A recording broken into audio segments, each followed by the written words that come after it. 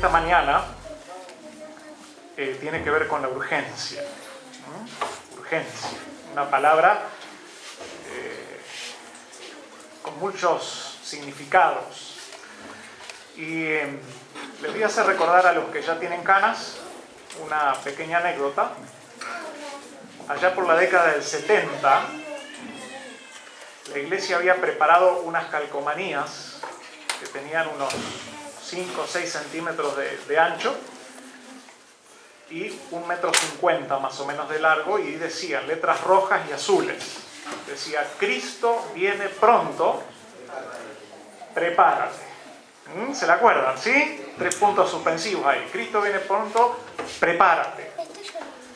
Y creo que esta frase expresa un sentimiento que tenemos nosotros como adventistas. De hecho, si no fuera por esta inminencia del regreso de Cristo que creemos y que amamos y que predicamos, no existiríamos como iglesia. No existiríamos como iglesia.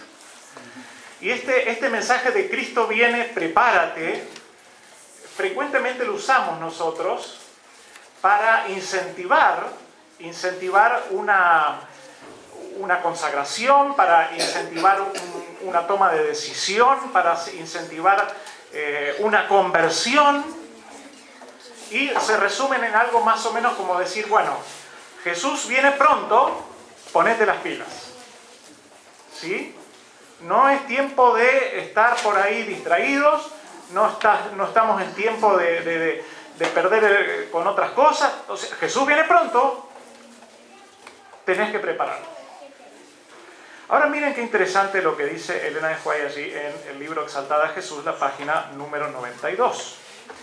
Dice: frecuentemente se alude a la brevedad del tiempo como un incentivo para buscar justicia y hacer de Cristo nuestro amigo. ¿Amén? Amén, todos lo hacemos. Pero fíjense cómo dice ella. Para nosotros, dice Elena de White, este no debería ser el gran motivo, porque tiene sabor a egoísmo. ¿Lo traduzco? Está diciendo la sierva de Dios: frecuentemente nosotros predicamos la inminencia del regreso de Jesús para llevar a los hermanos, a las personas que conocen la iglesia, a un compromiso, a una decisión. Dice, pero cuando nosotros predicamos esto, los motivos son egoístas. Vamos a hablar de urgencia. Vamos a hablar de urgencia en esta mañana. La Biblia está saturada, llena de mensajes de urgencia. ¿Cuál es el peligro entonces, según la sierva de Dios, de atar nuestro sentido de urgencia a la inminencia del regreso de Cristo? ¿Me explico? ¿Cuál es el riesgo de nosotros ir graduando nuestra urgencia de acuerdo a lo que nosotros percibimos como la inminencia del regreso de Jesús? Hay varios motivos. Yo voy a mencionar solamente 2. El primero tiene que ver con la frustración. Con la frustración.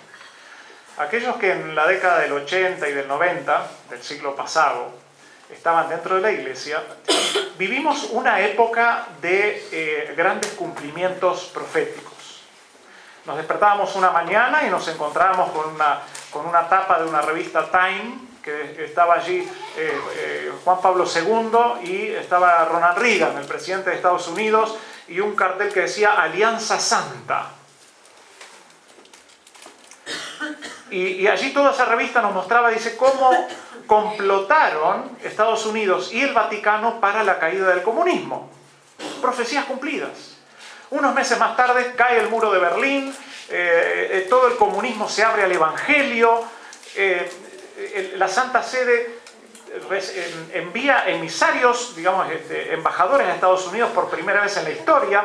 Unos meses más tarde, el mismo Papa, por primera vez en la historia de Estados Unidos, llega a Estados Unidos, es recibido por el presidente como un personaje distinguido. Profecías cumplidas. Esto generó entre los hermanos, en todos nosotros, ¿no?, los que seguíamos los acontecimientos, como un despertar, una cuestión de decir, wow, realmente esto es en serio, Jesús está viniendo, y hasta pensábamos calcular, ¿no es cierto?, con la velocidad que se desarrollaban los acontecimientos, porque literalmente cada semana era un titular. Decíamos, Jesús en unos meses está acá en la tierra. Pasó el tiempo y esas expectativas no se cumplieron. Y muchos de esos hermanos con los que predicábamos, con los que visitábamos iglesias, con los que hacíamos programas especiales, hoy no están. ¿Por qué? Al no cumplirse las expectativas que se autogeneraron de acuerdo a su propia percepción de la historia, se desanimaron. Y al final dijeron, bueno, al final no es para tanto. Un peligro. Nos frustramos si las situaciones, la historia no avanza a la velocidad y en los términos que nosotros creemos que tiene que avanzar. Pero la historia la va marcando el Señor. Y el segundo riesgo, y muy relacionado con esto, está en tornarnos especuladores. ¿Sí? Nosotros conocemos las profecías. Todos tenemos el conflicto de los siglos en casa. Ya sabemos lo que viene. Entonces empezamos a especular y decimos, bueno, cuando tal cosa pase, ahí yo me pongo las pilas. Cuando esto suceda, ahí voy a salir. Cuando esto pase para acá y salga esta ley, entonces ahí sí hay que ponerse alerta. Y empezamos a especular.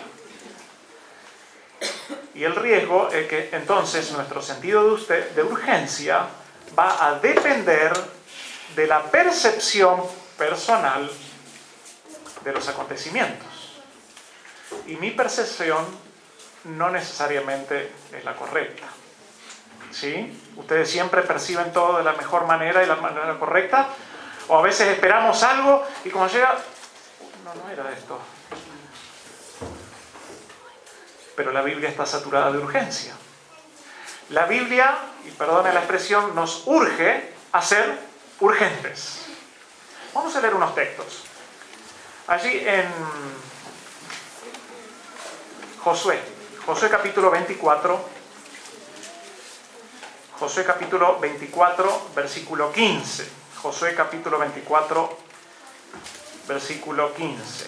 Deuteronomio, Josué.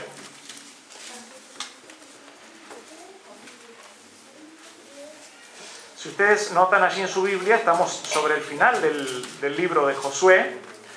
Si ustedes leen todo el capítulo 24, probablemente tengan un título semejante al que yo tengo acá, donde dice, ¿discurso de qué? De despedida de Josué. Josué ya un anciano, 120 años, está despidiéndose del pueblo y él da su discurso de despedida, hace como un recuerdo, como un reconto de todas las bendiciones que Dios fue dándole al pueblo, y aquí en el versículo 15 dice, si mal os parece servir a Jehová, escogeos, ¿cuándo? Hoy.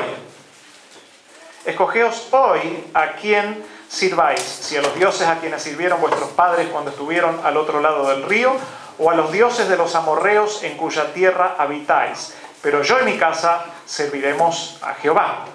Y ahí todos decimos amén, ¿sí? ¿Cuándo tenían que decidir? Dice Josué, miren, ahora van a entrar a Canaán, tómense unos meses, evalúen, a ver las ventajas, a ver si les conviene, y cuando vean que les queda bien, tomen su decisión. Josué dice, decidan hoy, este sábado. Es urgente, ¿sí?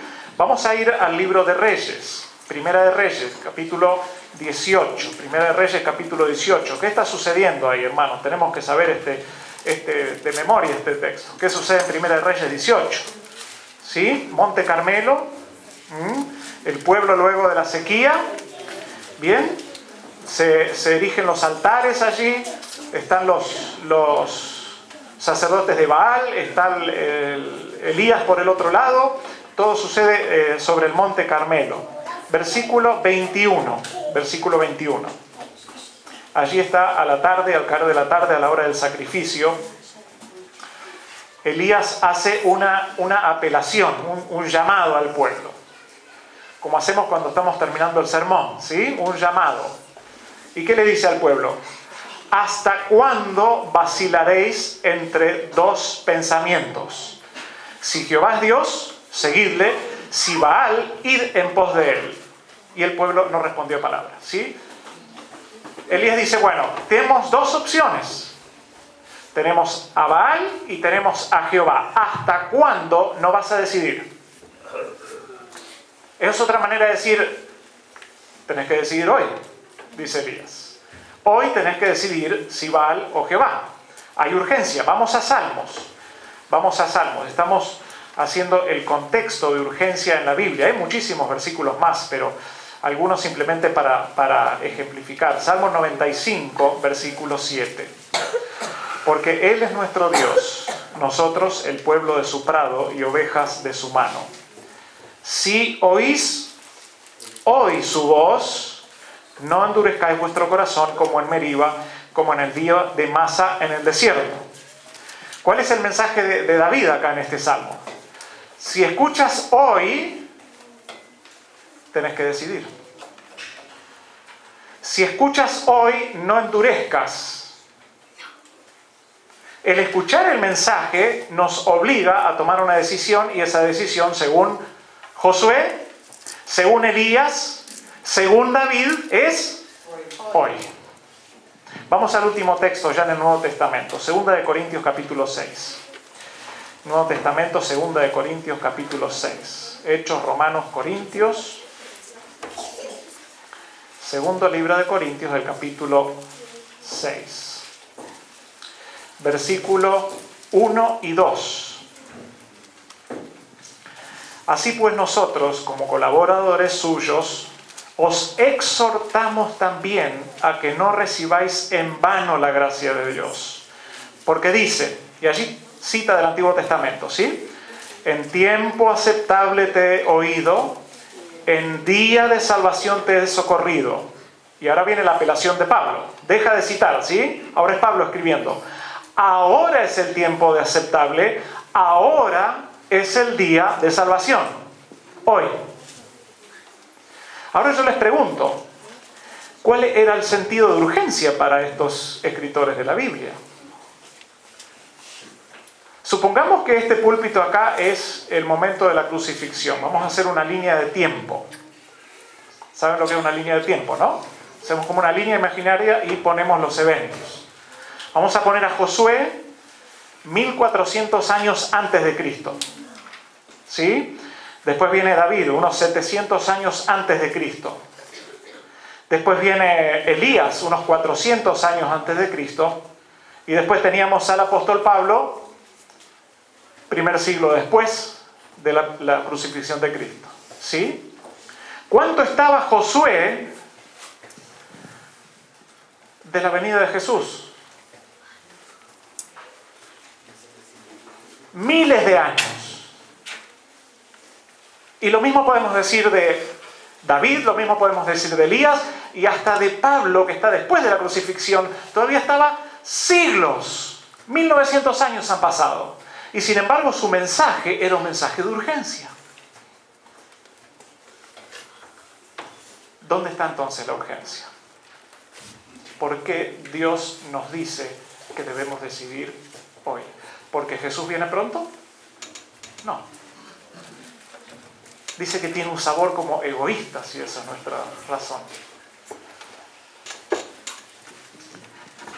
Hay una razón que es tan obvia que quizás la menciono solamente y los últimos minutos lo vamos a dedicar a otro tema. Vivimos en un mundo de incertidumbre, un mundo de enfermedad, un mundo de accidentes. Tristemente nos enteramos ayer de algo que ustedes vivieron hace 2 días atrás. Totalmente inesperado, totalmente imposible de prever, una vida cortada.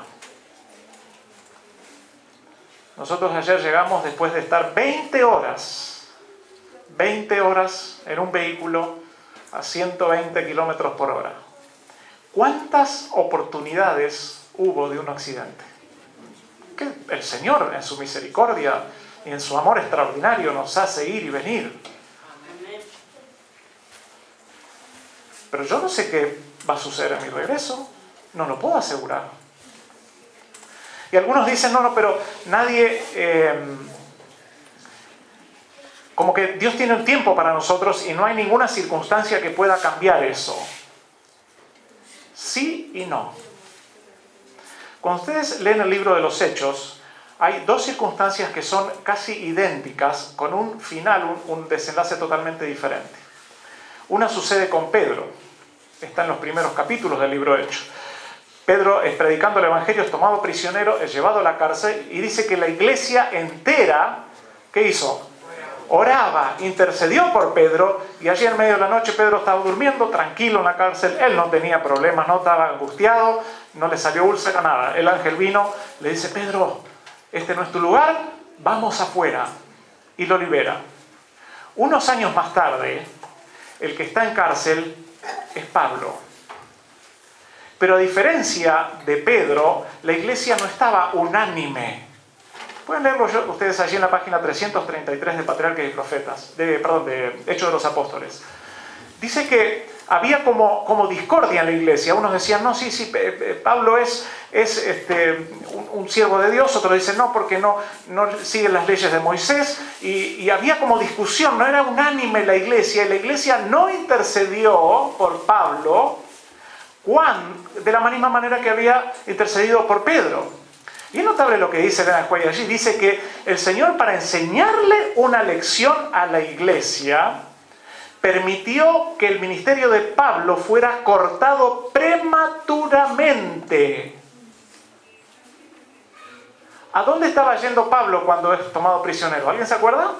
¿A dónde estaba yendo? Estaba en Jerusalén, había traído la ofrenda para los santos, y él tenía planes de ir a España. Pablo iba a evangelizar España. Dios tenía planes para Pablo, Dios tenía un ministerio para Pablo, pero por situación de la iglesia, el ministerio de Pablo, el misionero más tremendo que ha tenido la iglesia, fue cortado antes de tiempo. ¿Quién me asegura que mi ministerio no se ha cortado antes de tiempo? Mis hermanos, no podemos conocer el futuro. Por eso no podemos postergar decisiones que Dios nos invita a tomar. Y el segundo aspecto, y en esto sí voy a tomar los últimos minutos que nos quedan, surge de una cita que está aquí, Consejo para la Iglesia, página 356. Dice, la edificación del carácter es la obra más importante que jamás haya sido confiada a los seres humanos. Y nunca antes ha sido un estudio diligente tan importante como ahora. ¿Cuál es nuestra tarea más importante? Dice la sierva de Dios. Edificación del carácter. La edificación del carácter. Vamos a tratar de poner esta expresión tan teológica en términos de verdulería, ¿sí? Que todos entendemos. ¿Cómo se forma el carácter? La formación del carácter empieza con una idea, un pensamiento, una idea, ¿sí? Por ejemplo, yo me despierto a la mañana y digo, estaría bueno cepillarme los dientes, ¿no? Voy a prevenir las caries, ¿sí? Voy a tener mejor aliento para saludar a la familia, entonces me voy a cepillar. Ahí viene un momento de decisión, ¿sí? Porque hay que levantarse, ir al baño, o sea, una acción, ¿sí? Para que llegue desde la idea a la acción, yo primero tengo que tomar una decisión. Yo decido, sí, voy a cepillarme los dientes. Voy, hago todo el proceso. Al día siguiente me levanto, vuelve otra vez la idea. Me tengo que cepillar los dientes. No, es mucho trabajo. Hoy no, ¿sí? Ahora, si yo todos los días me cepillo los dientes cuando me levanto, va a llegar un momento que el día que no me cepille los dientes me siento mal. ¿Qué es lo que se formó? Un hábito. ¿Sí? Entonces, una idea lleva a la acción. La repetición de la acción lleva a un hábito. Ahora yo empiezo a coleccionar hábitos en mi vida. Tengo el hábito de cepillarme los dientes, tengo el hábito de bañarme todos los días, ojalá. Tengo el hábito de empezar la mañana estudiando la palabra de Dios. Amén. Tengo el hábito de comer saludable. Tengo el hábito del ejercicio físico. Tengo el hábito del trabajo. Tengo el hábito de hablar bien de los demás. Todo ese conjunto de hábitos que hacemos es lo que somos. Es lo que somos. Es nuestro carácter. ¿Sí? Es nuestro carácter. Le leo un pequeño parrafito acá de un libro que se llama El cerebro espiritual. Lo escribe un doctor que se llama Mario Borregal. Dice así: en los años recientes la ciencia ha descubierto que el cerebro adulto es en realidad sumamente plástico. Ahora vamos a explicar qué significa, ¿sí? Como veremos, si los circuitos neurológicos reciben un estímulo elevado, crecerán. Si reciben poco estímulo, permanecerán sin cambios o disminuirán. La cantidad de estímulo que nuestros circuitos neurológicos reciben depende mayormente de lo que nosotros escogemos como foco de atención.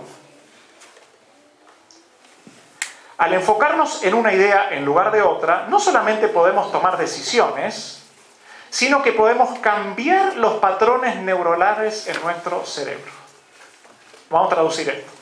Si dice el cerebro adulto es muy plástico. ¿Qué significa plástico? Plástico viene de una palabra en latín que significa maleable. Gracias. Maleable. Esto es de plástico. ¿Sí? Hay piecitas en mi reloj de plástico. Acá hay una botella de plástico. O sea, podemos hacer prácticamente infinidad de cosas. Es muy maleable. Y nos dice acá este neurocirujano que el cerebro humano, aún el cerebro adulto, porque decimos, bueno, el niño sí, pero no, el adulto, el mío, es plástico, quiere decir puede ser moldeado. ¿Sí? ¿Y cómo se moldea? Dice, nosotros tenemos circuitos neuronales. ¿Alguien sabe lo que es un circuito eléctrico? Sí, ¿no? Algunos y otros no. Bueno, vamos a explicar un poquito las neuronas. Nuestro cerebro es una obra de diseño extraordinaria. Aquí adentro hay 100.000 millones de neuronas. ¿Sí? Como este número ustedes solo lo relacionan con la deuda externa, yo voy a hacer otra cuentita para que se hagan una idea de lo que significa 100.000 millones de neuronas. Supongamos que, a ver si queda alguno. Supongamos que este billete es una neurona, ¿sí? El espesor, el grosor de este billete es una neurona, ¿sí?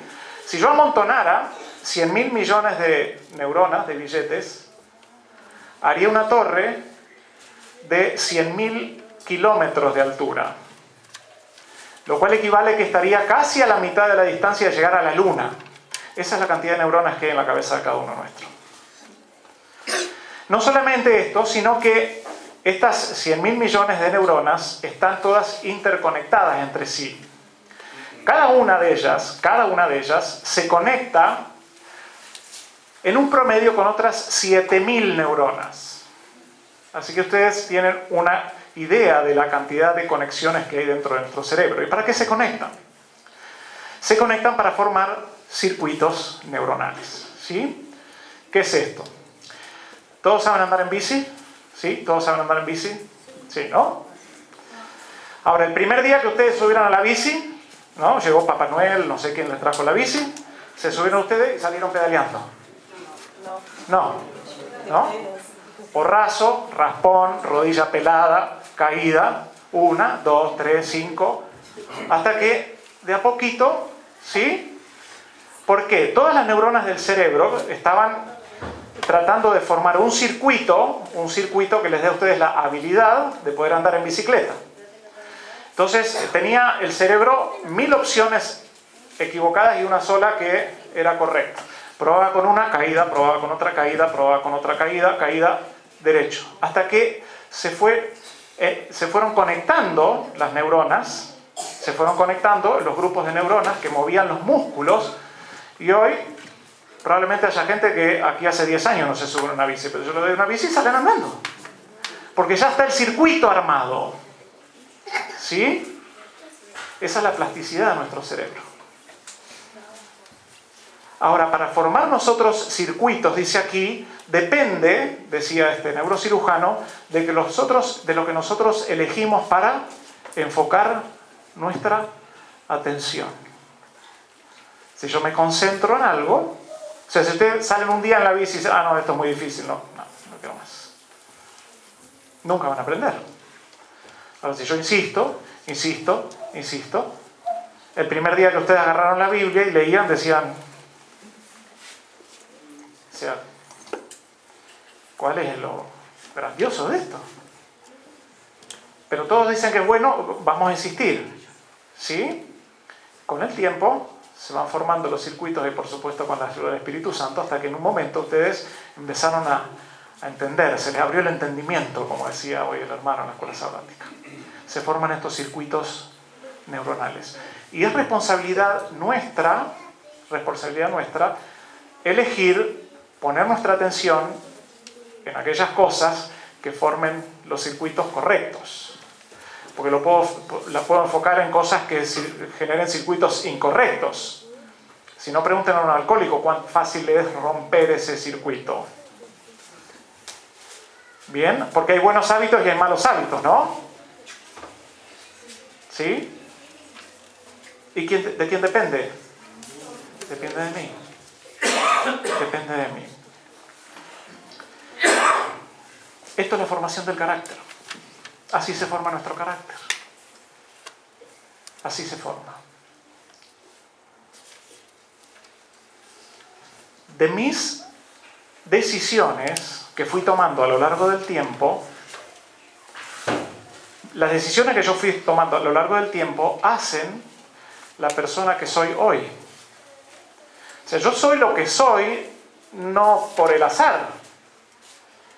Algo de herencia hay, por supuesto que la hay, pero en gran medida, lo que soy en este momento, mi forma de pensar, mi forma de expresarme, mi forma de relacionarme, todo lo que soy en esencia es el resultado de todas las decisiones que fui tomando a lo largo de mi vida. ¿Sí? ¿Por qué? Porque esas decisiones generaron hábitos, esos hábitos generaron un carácter y mi carácter es el resultado de mis decisiones. Ahora, lo que es verdadero para atrás también es cierto hacia adelante. Quiere decir, la persona que yo seré de aquí a un año depende de las decisiones que yo estoy tomando hoy. ¿Sí? Vamos a una última ilustración. Supongamos que tenemos que cruzar un campo. Un campo de esos con pajonales, con... ¿Cómo se llaman esas que florecen amarillitas ahora dentro de un mes? No, las que hay tantos acá que florecen todas amarillas. Acacias. Las acacias, gracias. Hay acacias, caídas las ramas, todo. Y tengo que cruzar ese campo. Entonces voy, ¿no? ¿Sí?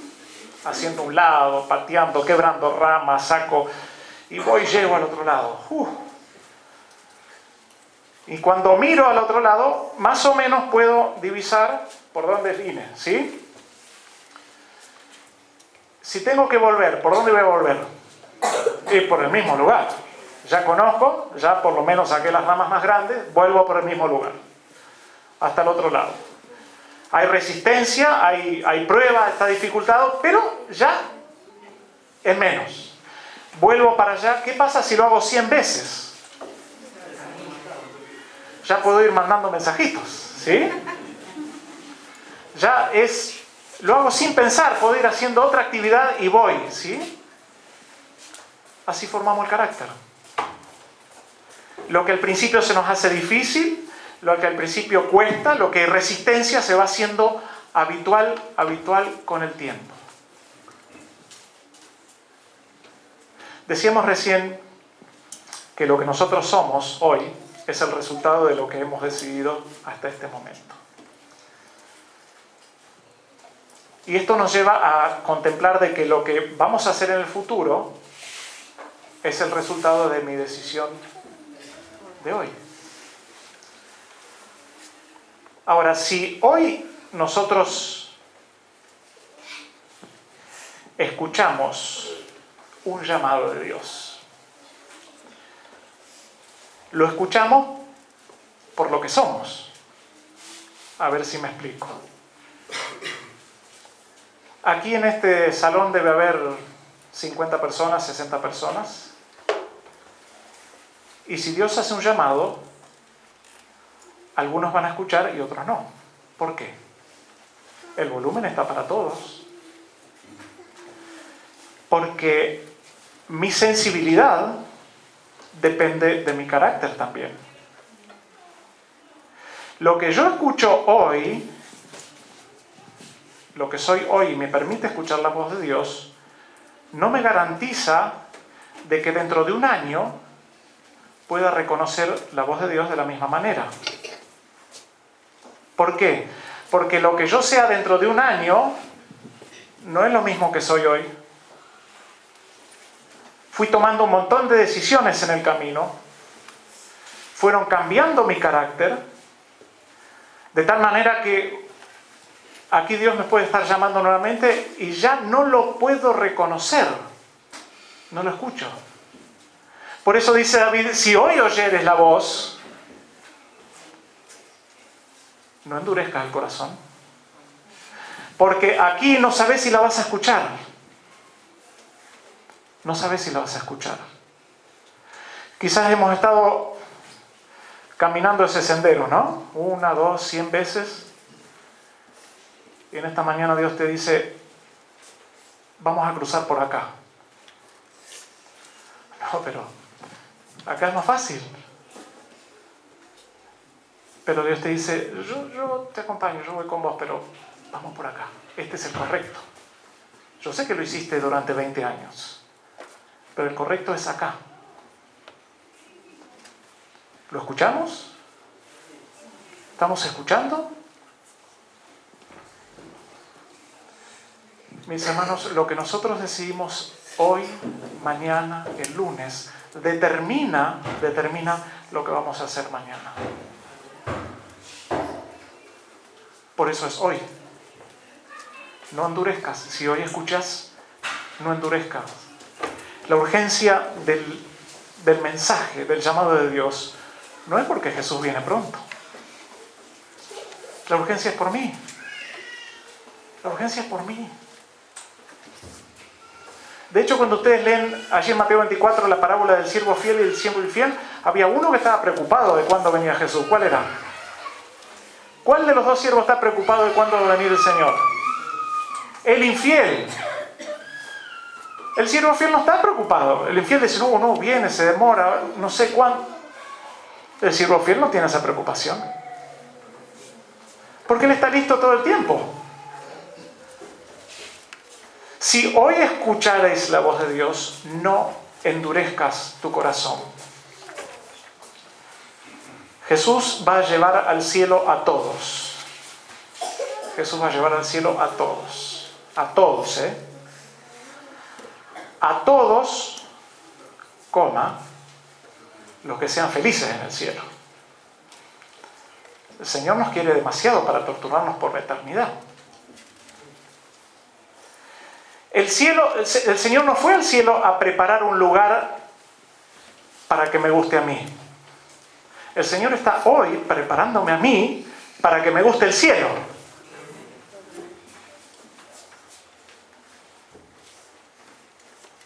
Voy a hacer una breve traducción para los hermanos caballeros. Si el sábado pasado a las 11 de la mañana tenías más ganas de cantar el himno nacional que la doxología,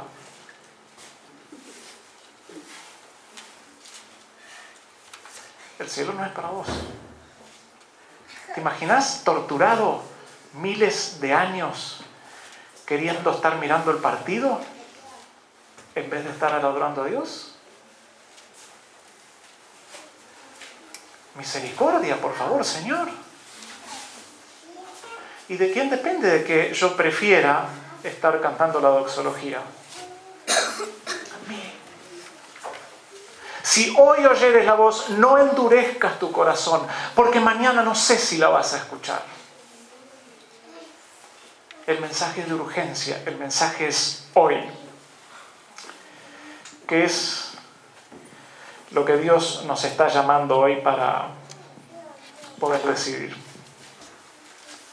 Porque no es casualidad que estemos aquí, ¿no es cierto? La mayoría de ustedes no sabía que yo venía, yo no sabía que ustedes iban a estar acá, pero Dios sabía. Y capaz alguno aquí está diciendo, ay, lástima que no está este hermano, este sermón era para el hermano. Dios podría haber arreglado que el hermano esté. ¿Y qué hizo en vez de eso? Arregló que estés vos. ¿Sí? ¿Dios puede manejar eso?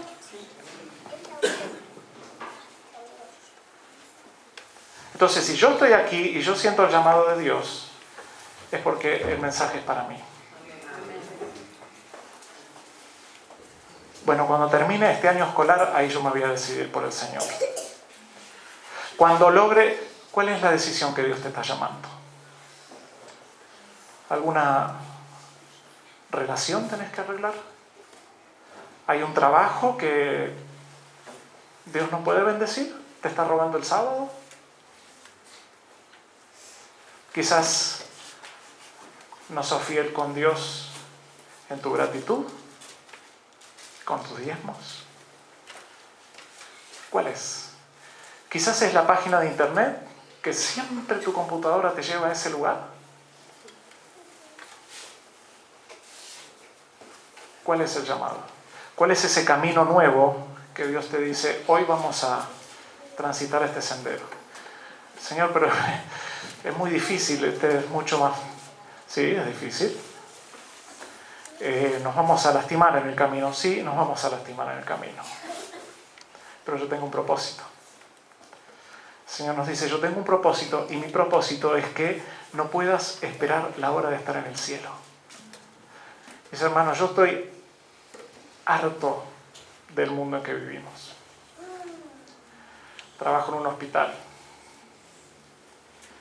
No solo por el dolor humano, es más la miseria emocional que vemos. Gente quebrada, gente sin esperanza, gente que no sabe lo que es correcto de lo que es incorrecto. Bueno, lo están viendo ustedes en las noticias todos los días. Estamos en un mundo desquiciado, un mundo que ya realmente a lo bueno se le llama malo y a lo malo se le llama muy bueno. Y nos queremos ir a casa. Y el Señor quiere llevarnos a casa. Pero evidentemente hay algunos de nosotros que el Señor nos está llamando y nos dice, esto tiene que quedar acá, no va a llegar al cielo. Y es tu decisión. Yo no lo puedo hacer por vos, nos dice Dios. Yo te doy todas las facilidades, te doy la fuerza, te doy la sabiduría para decirlo, pero la decisión es tuya y es mía. Si hoy escucharais su voz, no resistan. Dios nos dice, por favor, no endurezcas tu corazón. Hoy es el día de salvación. Hoy es el día aceptable. No es esta noche cuando se ponga el sol.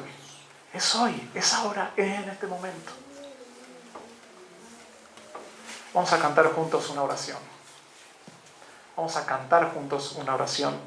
Y es la que está en el himnario de ustedes, en el himno número 237. Le voy a pedir allá al hermano que nos ponga el himno 237. Vamos a cantarlo al pie.